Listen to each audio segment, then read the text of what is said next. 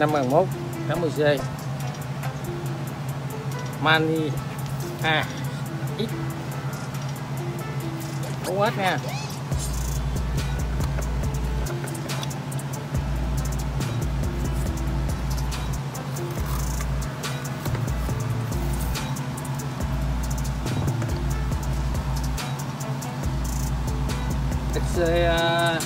FLYCOLOR 150A.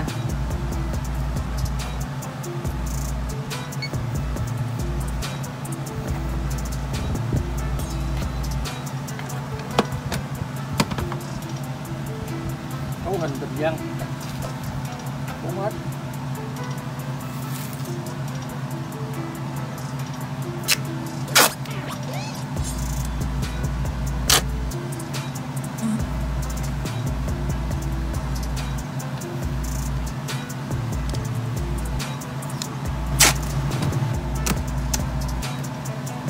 Tàu này là của một anh ở Rcboat.